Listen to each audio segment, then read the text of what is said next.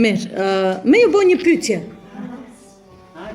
Dhe bëj një pyetje. Kush është sadakaja më e mirë te Zoti i Madh Xhelel Xhelal? Sadakaja më e mirë. Sadakaja më e mirë. Domethënë ne kuptojmë fjalën sadaka çka është. Kush është sadakaja më e mirë te Allahu Subhane Xhelel Xhelalu? Unë e di që secila prej jush do mundohet të thotë mendime ndryshme. Uji, ku e di unë, kjo t'japësh njeriut me pi ujë, kjo është sadakaja më e mirë. Okej, tamam, ka argumente. Ama ka hadith tjetër që ndoshta hera parë që në gjë. Ndoshta hera parë dhe kemi u habit ndoshta që sadakaja më e mirë.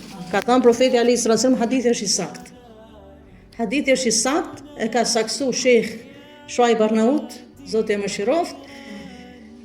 Dhe ka thënë profeti alayhis salatu wassalam, afdalu sadaqa ala dhi rahm al-kashih.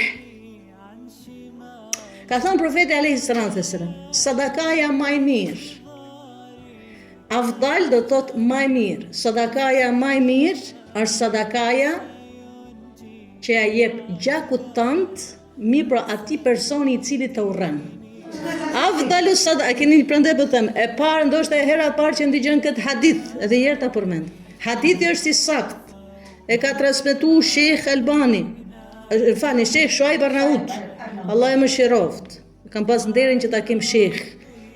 Inshallah Zoti e shpërblen me xhennetin, Firdaus ya Rabbul Alamin për gjithë sakrificën. Aq Sheikh Shuaib Arnaut, aq i kujdesshëm ka qenë ndaj talebeve shqiptar dhe aq ka sakrifikuar dhe ndoshta prej gojësve dhe ka heq bukën e vet të kontriboj për talebët, sidomos shqiptar.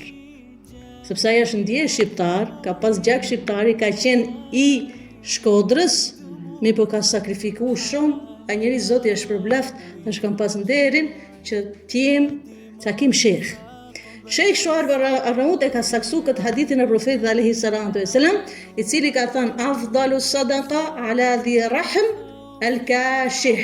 Sadakaja më e mirë është kur do t'ja japësh familjarit tanë që e ke gjak, i cili të urren me gjithë zemër.